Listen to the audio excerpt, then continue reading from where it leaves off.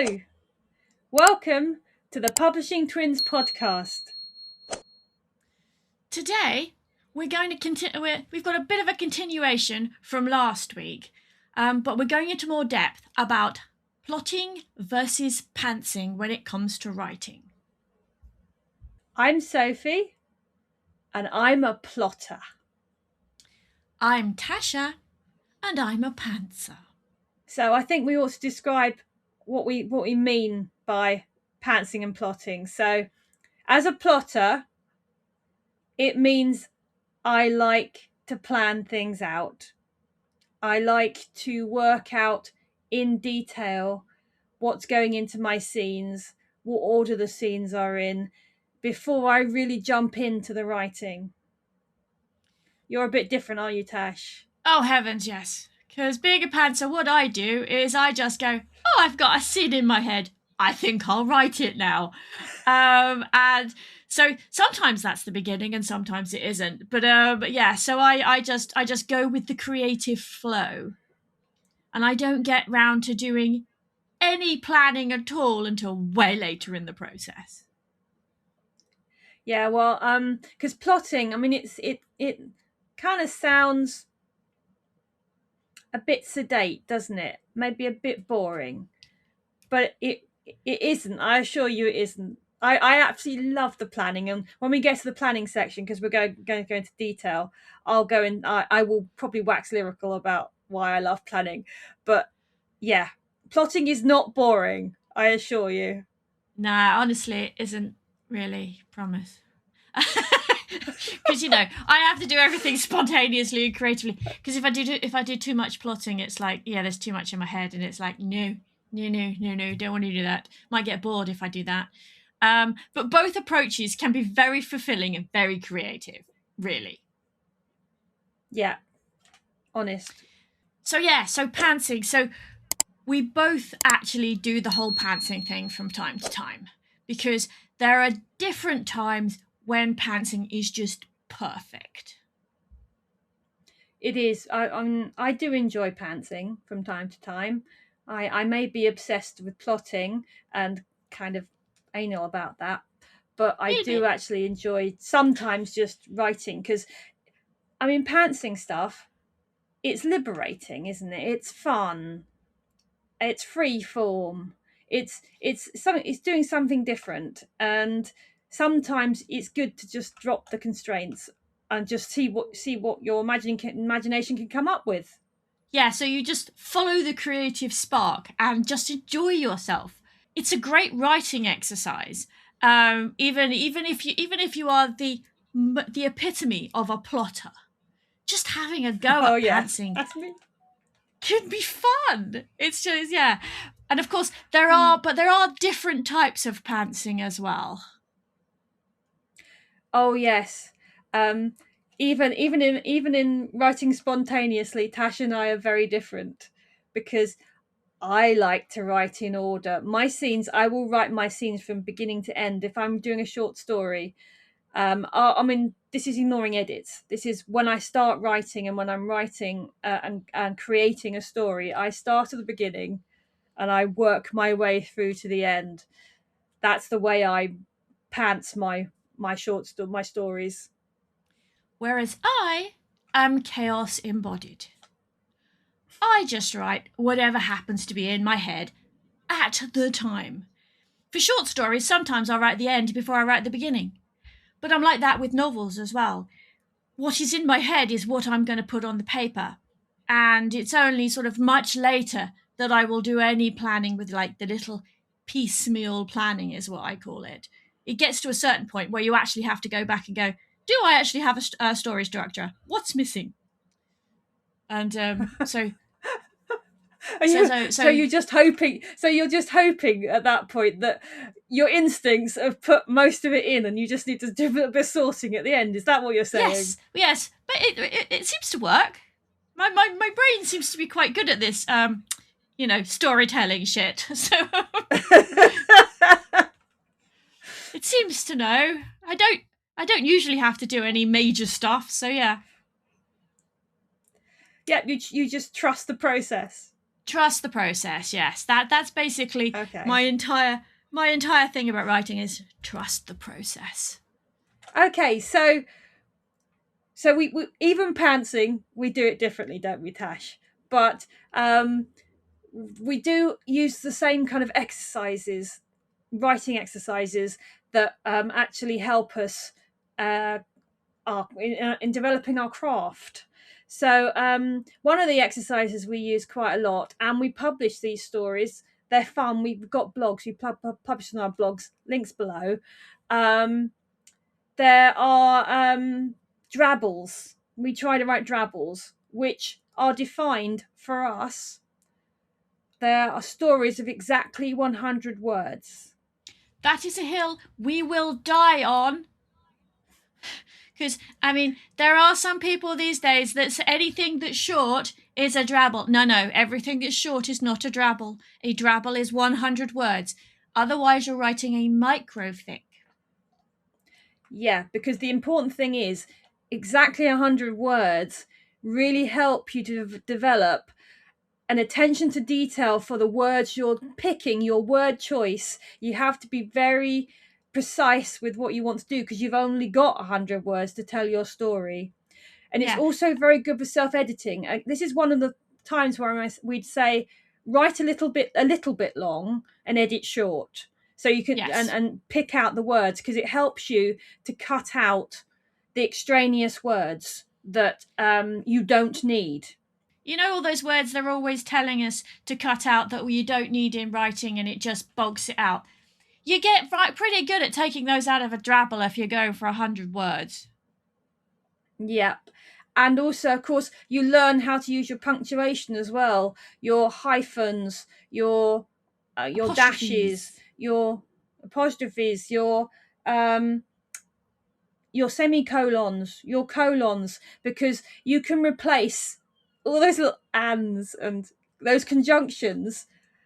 You learn how to rephrase things so it fits into 100 words. It's a really good exercise. Yeah. So, and it's fun because you can pick any topic and just have a go at it, because 100 words, it's not going to take you that long. So it's a bit of a giggle, basically. Yeah, and I mean, it's like both of us, we've done community kind of drabble stuff. So for me, on our blog, Fantasy Boys XXX, I used to run something called Drabble Cascade. Again, links below, because I can't read you one of our drabbles because they're not safe for work, really. They are a bit naughty because, as it suggests, it's adult themed in quite a lot of times. So again, if you want to go read those drabbles, I'll put the link in the description below. But I do have some drabbles that we can read on air. So I've got one here for you. It is called Y is for Yesteryear, and it was originally written for the A to Z Challenge in 2020. Now, the A to Z Challenge, just quickly, was a blog challenge that ran all of April every year, except for Sundays, and each day was a letter of the alphabet, and you had to write something that was inspired by a letter of the alphabet. I decided to do vampire drabbles for 2020, and so this is my drabble. I miss swords, Paul said. And duels. Come again? Mike responded. Swords and duels, Paul said, fiddling with his glass of red wine. They were such fun. And they made a great cover for dinner. No one ever questioned a bloodless corpse if he had an obvious hole in him. You're weird, Mike decided. They'd been friends for 20 years, and Paul was usually thoroughly modern, but just occasionally he reminded Mike he was much older.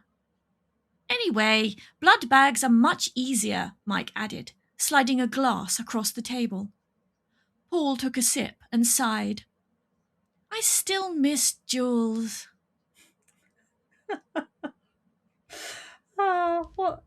I do like your vampire humour. Vampires are fun. You can do anything with a vampire. And I'll stand behind that. Yeah. When I write fanfic, I do attempt to get them to every fandom, so you know. You have managed quite a few, haven't you? Yep. I think I mean, there's some that are obvious, like Forever Night and stuff, which has vampires in it anyway. But I think you get it in Did you get vampires into Highlander? No, I never did that. Harry Potter, though.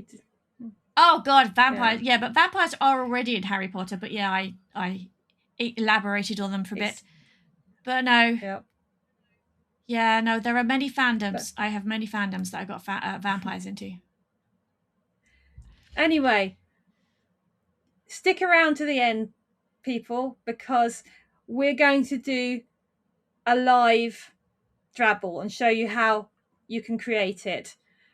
So that'll be at the end because it's going to take us a bit of time to set that up. So come and join us. Wait until the end and we'll be there. It'll be live. Yes. So the other thing pantsing is good for, of course, is short stories. Most of my short stories I do I do take inspiration and just go with it, because I think I can keep most of it in my head when I'm doing a short story. And I mean, it's like I've got a bunch of short stories which are called The Call of Midwinter, which I've been writing for our mailing list. If you want to join our mailing list, just go to www.wittegenpress.com and you can join. It's free, and we give out free discounts on our books, updates from our authors, and also every so often we'll do a free read as well. So The Call of Midwinter is links below if you want to go read them. They're all up on KU now and Kindle. They're also available in the first 3 are available in a book, a paperback, if you're interested. But they were all pantsed and they were all inspired by particular times of year for when I was writing for our mailing list. Yep, and I have loads of short stories out there. I mean loads. Oh. Most of them are available on Kindle Unlimited, but also I have a YouTube channel called Tales with Tasha, which will also be linked below, which I've read some of them out loud, so you can go and listen to them if you'd like to. That's why she's better at the reading out loud than I am. She's had a lot more practice than me. Oh, yeah, a little bit. I was doing that for a while. But yeah, so I mean, pantsing is sort of, the reason I love it is the spontaneity. That's what gets me. Because if I plan too much, sometimes I fall out of love with the story. I mean, I can always go away and then come back again a bit later when my brain's gone, you were being an idiot. Just start writing it again. But, I prefer to just go with the original flow, which is I want to write that bit over there, so I'm going to write that bit over there. I suppose you could call it a lack of discipline, really. Yeah, you could call it that, Tash. Whereas I like, let's call it the discipline of planning. I mean, I do like pantsing though. I do like it is creative freedom. You can start with a tiny idea and then develop it. Although I do like to start at the beginning. So my ideas, I like them to be at the beginning of my stories, not in the middle. Tash, I'm sorry, I can't do it in the middle. But what happens actually is that if that happens to me and I have an idea, an inspiration, I tend to work it back in my head to the beginning, and then I can then pants the story. So I'll then think, okay, so I want this to happen in this story. How would I start it? And once I know how I'm going to start it, that's when I start writing my short story. So my pantsing is a little bit more planned than yours. Yeah, this does not shock me in the slightest. Yeah, so pantsing is a useful skill, even for habitual plotters, as Soph has just proved. So, Tash, we're both pantsers at times. You are much more of a pants than I am. But I do have a limit where I go from pantsing to plotting my stories. So it does depend on how long / complex a story is for me. when I feel that I can't hold it all in my head at the same time, that's when I tend to start moving into my plotting phase. It's also when I'm writing over time as well. If I know it's going to take me time to finish, maybe more than a week or so. If it's going to take me longer than that, I feel like I want to make more notes. I want to structure it a little bit more for myself. And it really is a mental thing for me. It's, what do I feel like? Do I feel like this is a story that I'm going to want to plan and plot more and not just wing it?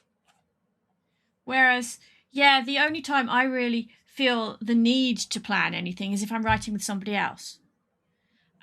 Because then you have to plan it out. Yes. But when it's just myself, I feel that my writing is much more exciting when it's spontaneous and I've not planned everything out. So I mean, you have to edit it as well, but I like that my first drafts come out better if I'm not overthinking it, basically. Yeah, I mean, we haven't finished. I don't think we haven't properly finished the first book in the Horwood Mysteries series, which we write together. I do think that suffered a bit from too much planning because we were quite careful about it because it's the first time that we'd written together. I think we're going to go back and look at it, I think, again, aren't we? Yep. And that's where I think our experience comes in, doesn't it? Because yeah, I mean, let's face it was one of the first things we wrote. So yes, yes, it was. First things we wrote, not just individually, but yeah. Yeah, I think it's like everything else. It takes practice, and once you figure it out, yeah. I think we may have overdone the planning there. Yes, yeah, we need a bit more spontaneity in it, don't we? A bit more oomph, yeah. But I having said that, I do still love planning my stories. I mean, sometimes I find it's actually more fun for me to do the planning than it is the writing. And actually there's a little bit of a hill I have to get up and over before I can get into the writing. So that planning helps me get into the right mindset and makes me get into the story more. Whereas, you see, if I do all that planning first, my brain sometimes goes, it's not that interesting. Maybe I'll go do something else instead. Yeah, it's just a different way brains work, isn't it? Yeah, I think so. And of course, when we're doing the planning, though, there are different levels of planning. I think that both you and we have very different levels that we go to, because I think there's the starting point, which is for me inter-scene planning, i.e. between scenes, as in each working out the individual scenes. So that's putting the scenes down in a vague order, which has high level notes, 1 or 2 lines. For example, when I do I'm doing Heartblood at the moment, which is number 3 in my in my Nightblood series, and literally the first scene in that, first of all, it's got Friday 01 because that's the first Friday in the story, just keeping track of it. That's how I start all my scenes. And all it says is moving into the cottage. That is it for my description. That's just giving me a memory of what I'm trying to do in that scene. That's all it is. Some of my scenes just say new scene. Literally, you just know there's got to be a scene in there. Yeah. New scene here. That's it. That's all it is. That's a little bit too chaotic for me. I like to know what's going to go in my scene. But of course, that also then, as I mentioned, I put Friday 01, And I've also actually got a time for that scene because we're creating timelines. That's what we're doing, isn't it? We're actually developing the timeline. Whereas what I do with timelines is I write my scenes and then go back later and figure out when they happened in relation to each other. I mean, usually in my brain I vaguely know. But unless it's important, I don't actually make a point of it.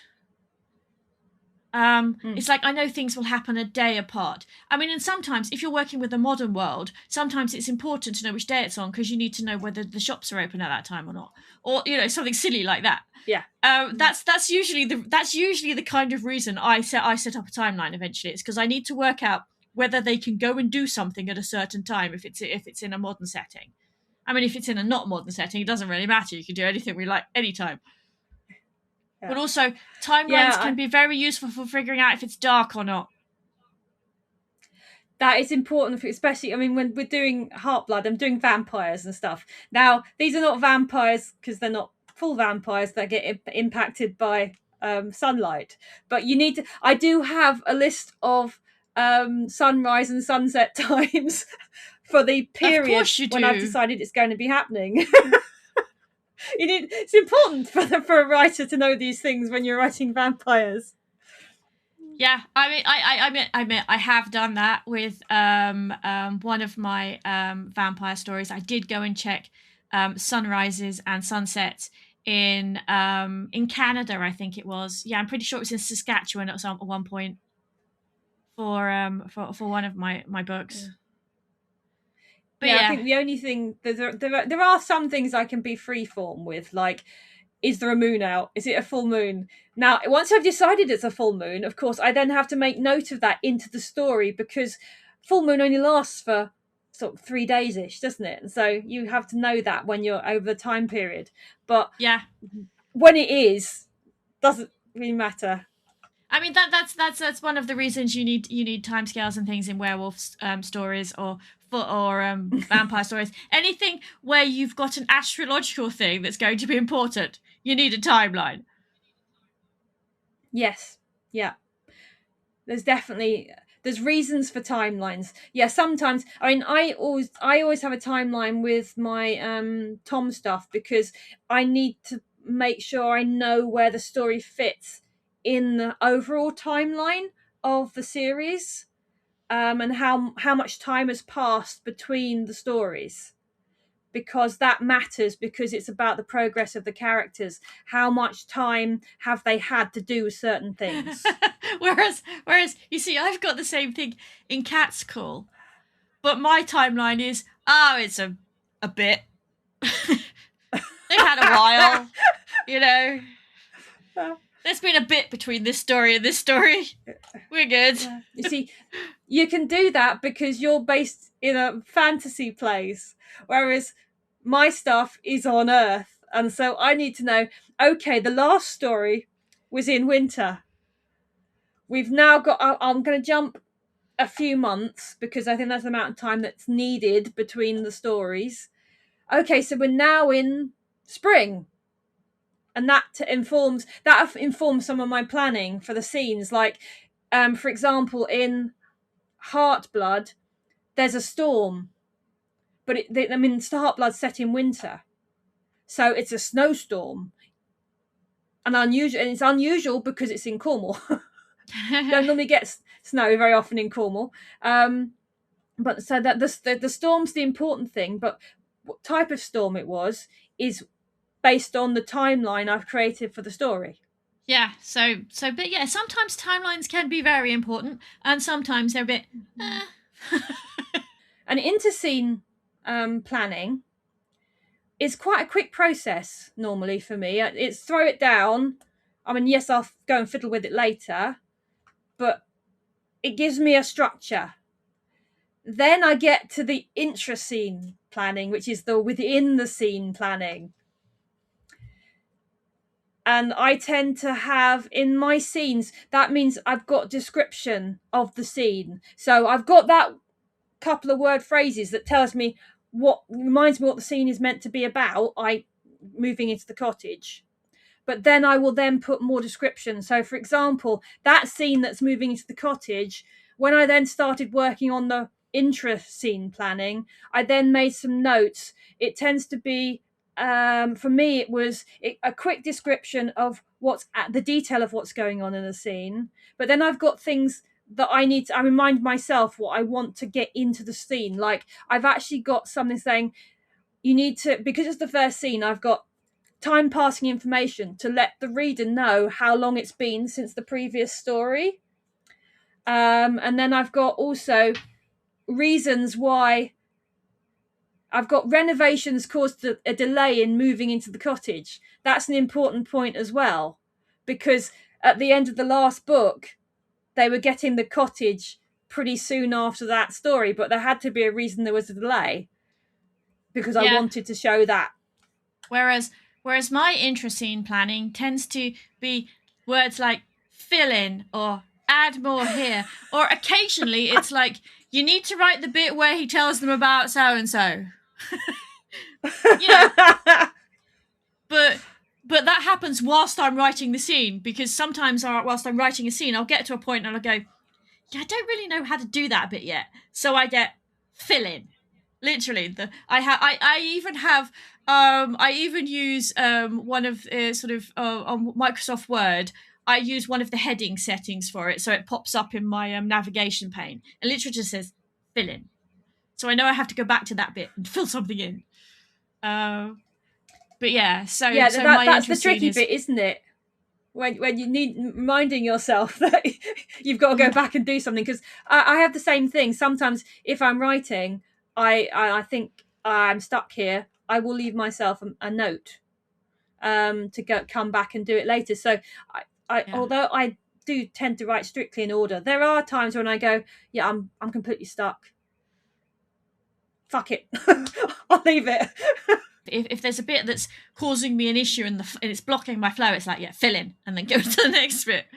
I do have to say one thing. I do apologise if people can hear a whir going on. I believe next door's alarm's going off.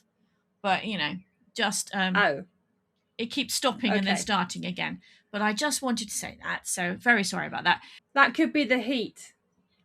It could be. It's very hot today. So we differ on how we do the planning, and we also definitely differ on when we do the planning. Because you do the planning and the plotting to begin with, whereas I do it when I have to. Whereas I feel I can't really start until I've done that bit. I mean, yes, there'll be bits missing and stuff when I'm doing when I'm doing my planning. There might even be one of those scenes that just has a time and a brief description, as in the one-liner that I haven't actually filled out because I'm not quite sure what I'm doing there. But I will have most scenes down. I mean, when I go back through after I've written the whole first draft, I insert new scenes and things like that. That's not a problem, but I don't tend to do it at the beginning. Yeah, whereas you see, sometimes I will have no idea how I'm resolving something, or even the impetus of it. I just know that these things have to happen, and then I figure out why later. So, completely random. Yeah, we're very different creatures, aren't we, Tash, when it comes to that kind of thing? Yeah, which is very useful actually, because the sort of looking at each other's writing when we do the alpha reading and stuff, that can really help. Coming from a different angle, because sometimes you put too much information in certain places because you've overthought it, and sometimes I don't have enough. But we do normally know when we tell each other about those things, don't we? We do. Actually, yes, normally we do. Yeah, I go, Tash, you got to write that bit. You've got to write. She goes, I know. I was hoping you were going to say you didn't, but... Yeah, that does happen. It's like...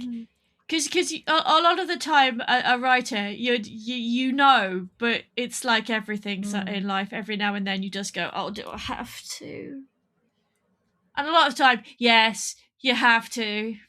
And that's the discipline of writing, isn't it? That's about knowing something is needed and having to put it in, but finding the spark to do that, because if you're bored with it, the reader's going to be bored with it. Yeah. So it's actually finding a way to do that interests you and then will interest your reader. Yeah. That's why I don't write in order. When I'm writing something, I don't write in order, because I know then that the bit I'm excited about, which I'm writing about now, I can get that excitement over to the reader, because I'm doing the bit that's in my head and I need to get it on the paper, and yeah. So that's why I don't write in order.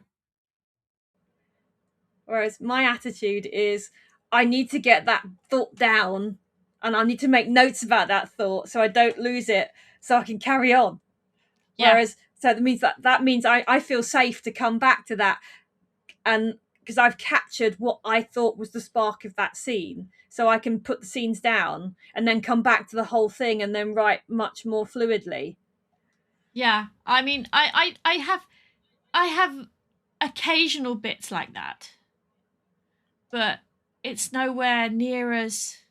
I mean, I have to admit that when I was writing as Virginia Waits, and I was writing my naughty stories for my podcast, I did plan a lot more than when I was than I do with a lot of my novels, because it was a series.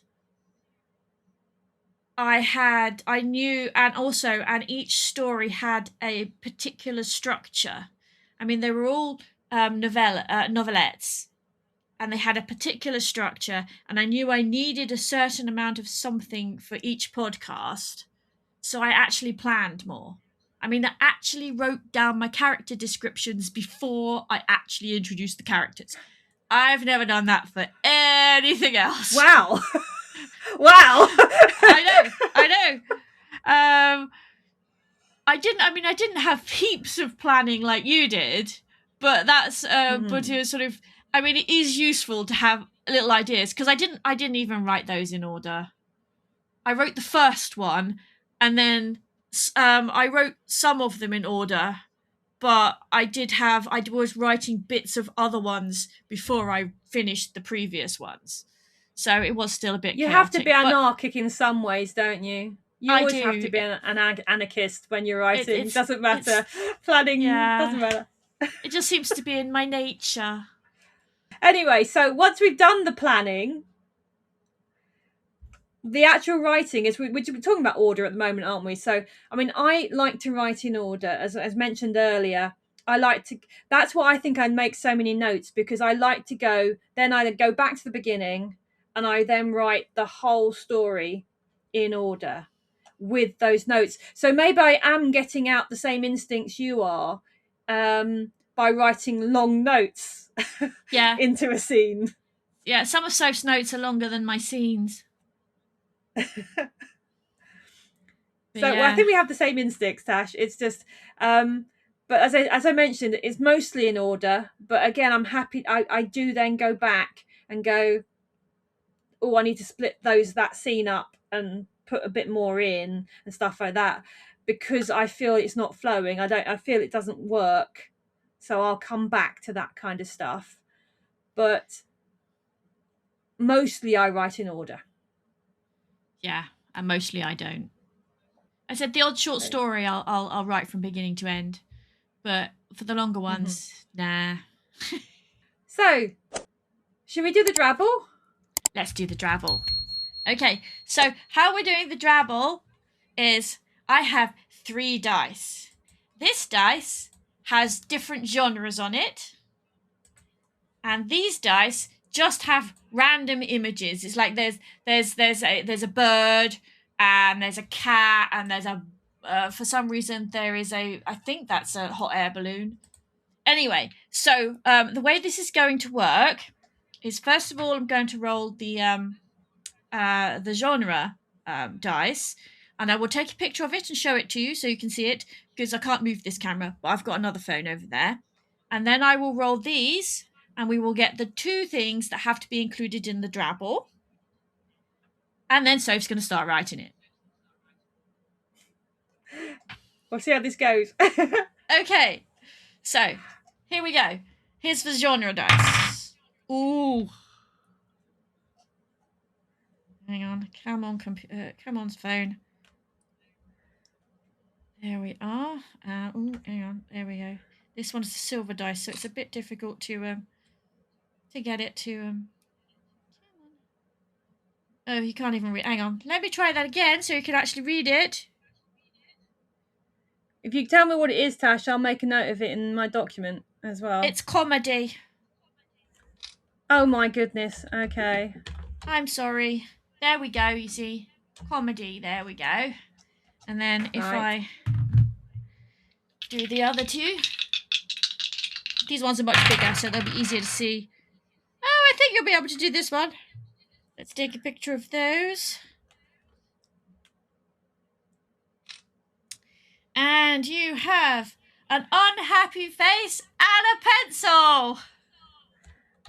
Okay. And you can use these as, you know, emotions or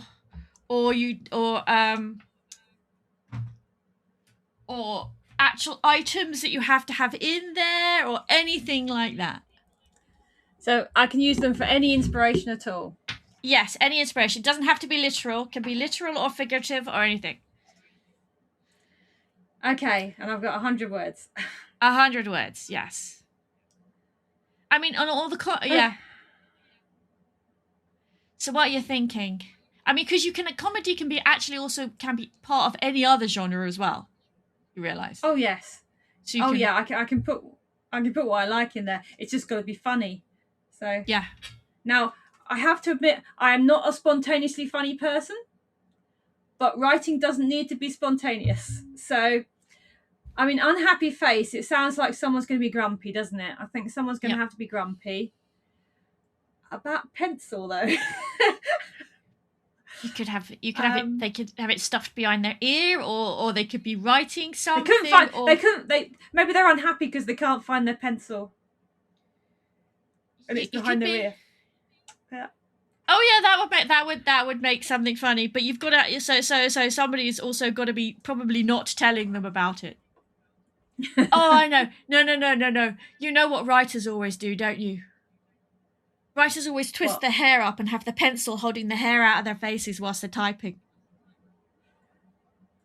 Oh yes, and they just want the pencil or something, yeah. Uh-huh. Or scientists, or engineers, anybody, you know. Yeah. Okay.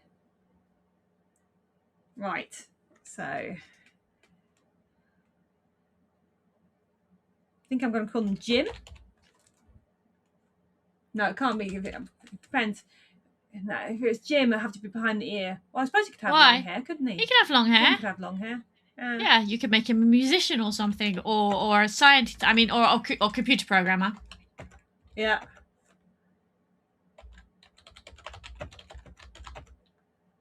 So I got Jim stuck. Can you see? You can't. Can you see this one? I can see that. Yeah, I can see that. Okay. So far we have Jim stuck his tongue out and. I'm just not going to put the and in, actually. Yeah. Conjunctions are unnecessary. Yeah, full stop. But what's he doing? I think he's doing carpentry. Because you have pencils for mark things on wood, don't you? Yes. So, and he's... But what's he been doing that he didn't need the pencil until now? And why is it going to be funny?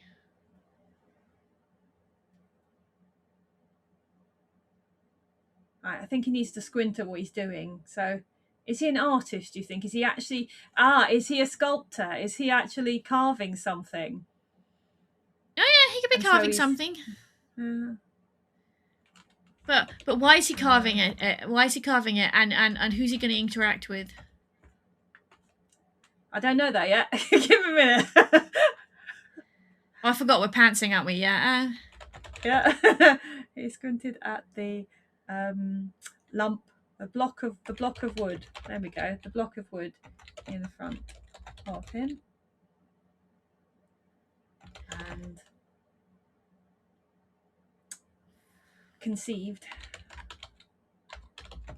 the form inside it.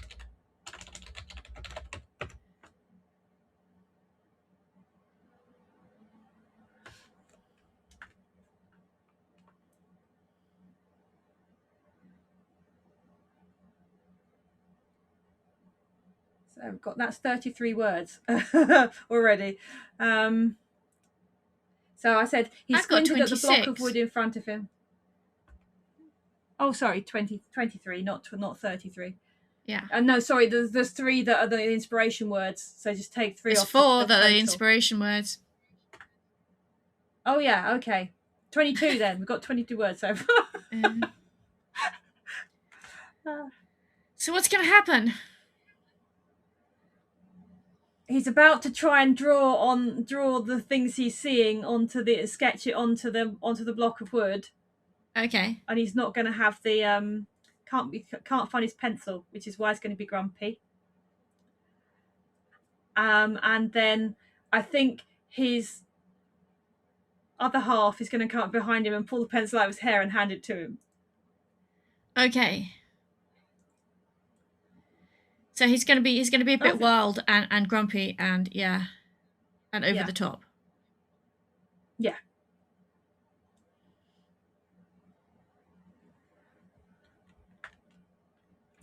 Okay, so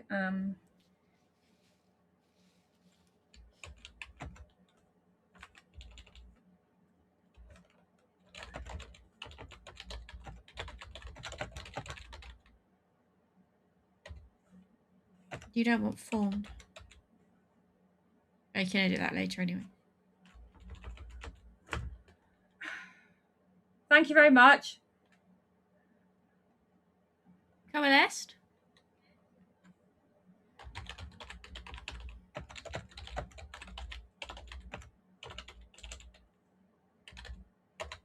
Since it's urgent, I'm keeping the sentences short as well because he's wanted to get on with it, so it's going to be short little sentences. Yeah.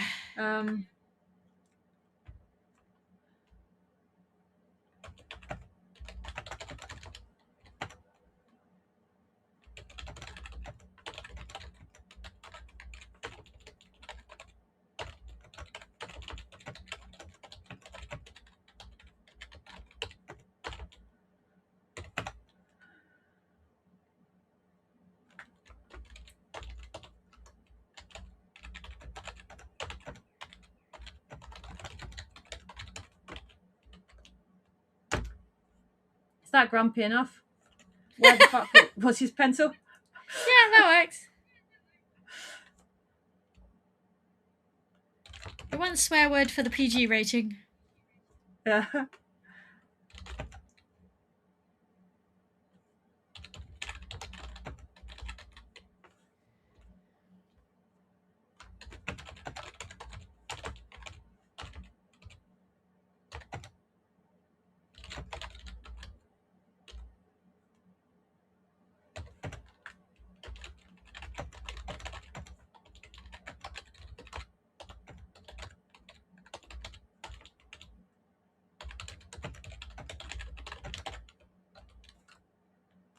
Okay, we're at 67 now. Well, no, 65 words now. No. 63. Sorry, 63. Okay, so he needs to start, moving stuff and throwing an epi. Actually, you might want to write the end first to find out how many words you've got left to write to the bit in the middle, yeah. In. Okay. So I'm just gonna go looking for this.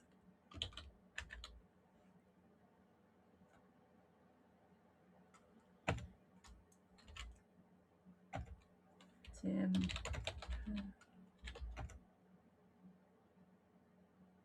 No.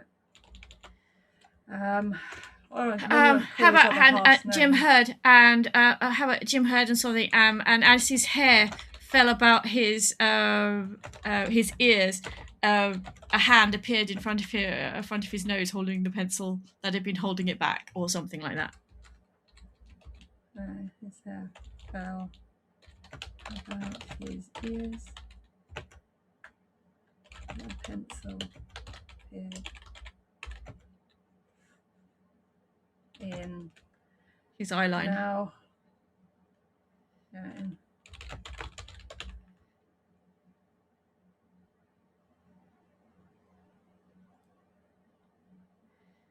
in his partner's hand. I was going to name the partner. Oh, okay. I'm just trying to come up with a name.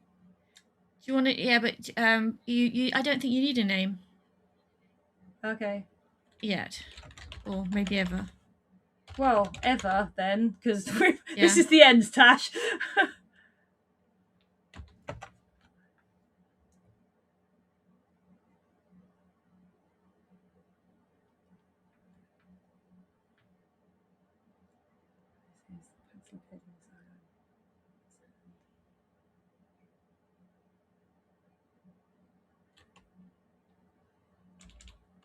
From where he had left it in his...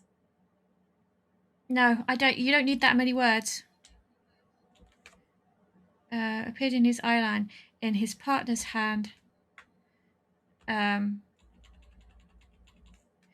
Something like released from ponytail duty or something. Yeah.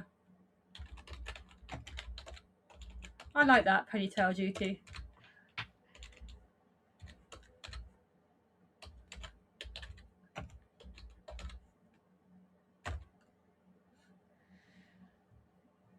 Okay, so we've got a few... Feeling, I think, but that's... Okay, yeah. So now we need him to... I mean, how much we've got? We're at 89 words, so we've got 11 words left. That's not many. I don't think... I'm just going to delete comedy unhappy face and... So you don't have to work it out anymore. Yeah, there we go. Has it gone? Oh, there we go. I don't think... You don't need that bloody pencil. Where was it? Where was it? I think you only need where was it. I don't think he needed it. I think you can probably get the urgency in by him. No, let's write long and then we'll take out what's not needed. Because we haven't put in... He needs to have a frantic search. He needs to be moving things. Possibly throwing things across the room. Maybe he's got pieces of paper that he had the ideas jotted down on before he got the word or something. Or he's got stuff on the bench that needs moving. Because he wants to be very animated about this bit.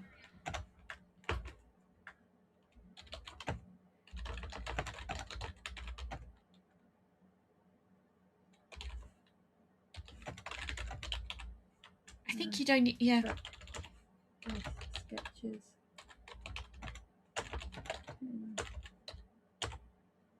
Inside.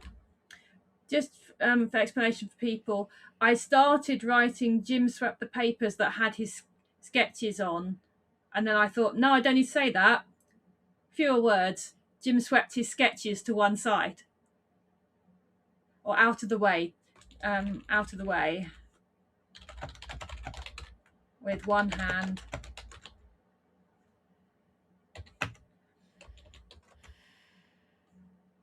Rummaging.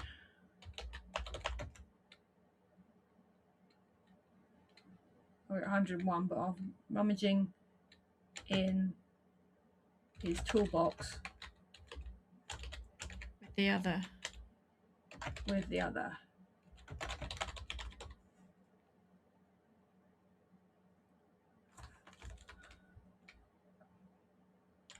I think where was the bloody pencil? That bit needs to go after that bit. So we're now rearranging the words. You'll see all this on the screen.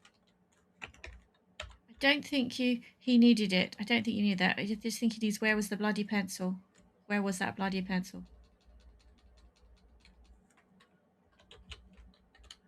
And we're 105. So now we're doing some editing. Toolbox is one word. So that takes us down a word.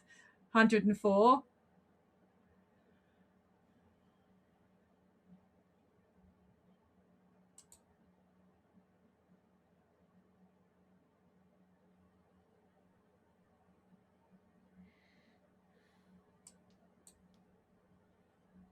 Don't think we need the pencil either. No. It's his quarry. His quarry. No. Just trying to be a bit more, because we said pencil multiple times. Don't think it's very funny. I think it's gently humorous. It's not It's not laugh out loud humorous, but I think it's quite fun. It's like it's the one where you just smile to yourself type humor. Yeah. Because he's being an idiot, and his partner clearly knows him very well. Yeah. I don't think. Hang on. I don't think we need Jim Hurd. It's like conceiving. We don't need Jim Hurd.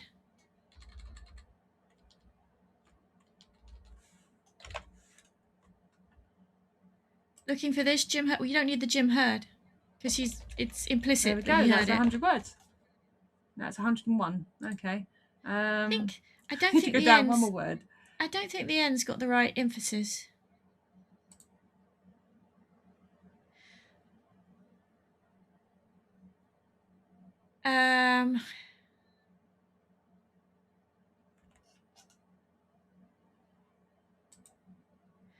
Because we want to. I think to make it slightly more amusing, it needs to emphasize the fact that he was being an idiot. If you see what I mean. I like the, as his hair fell about his ears, the pencil appeared in his timeline in his partner's hand. Full stop, eyeline. Maybe. Eyeline. What did I say? Yeah. Eyeliner. Sorry. Eyeline appears to be two words. Maybe a hyphen? Mine's not telling. Mine's not telling me. It's eyeline. red for me. No, mine's not. It's ordinary for me. Have you got yours? What? Yeah. You're looking at online, aren't you? It's probably got the wrong language. Oh yeah, it's probably using American English rather than British English. So I'll get rid of that. Yeah.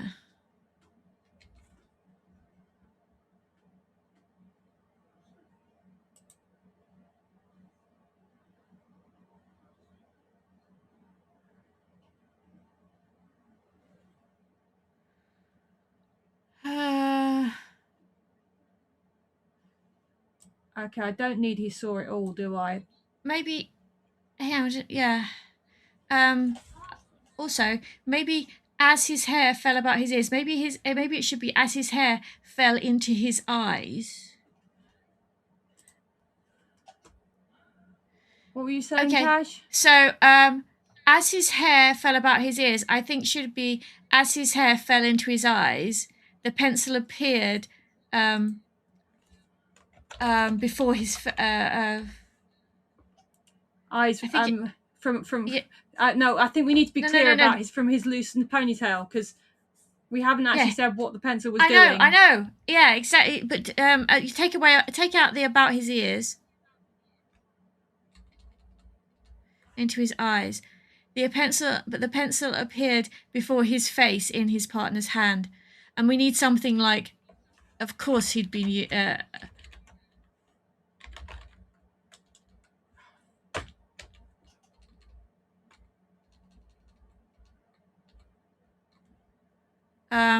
How many letters? We've got 7. That's where the pen. Well, of course, that's where the pencil was. Well, I don't know, or sort of.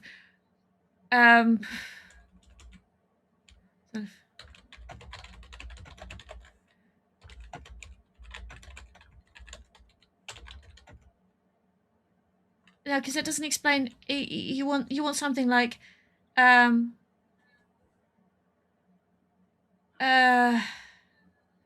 course it had been on ponytail duty or something, something like that. Something to give a hint about what it was doing.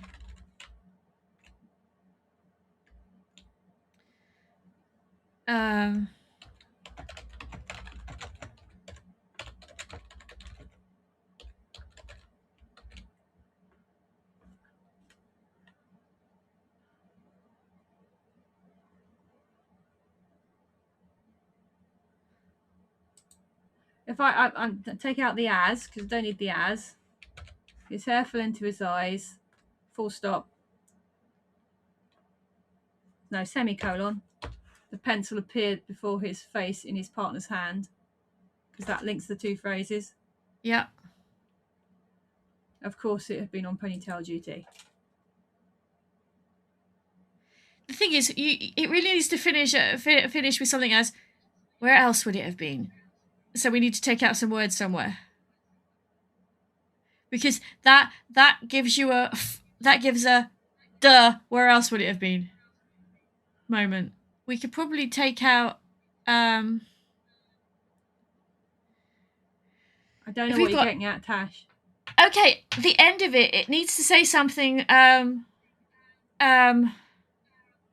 where else would it have been or something, because it gives you the feeling of duh. I thought the of course did that, but it doesn't give quite enough. At least I don't think it does. Don't think it's enough emphasis if it's supposed to be funny. It's supposed to be exasperation in his head, you see.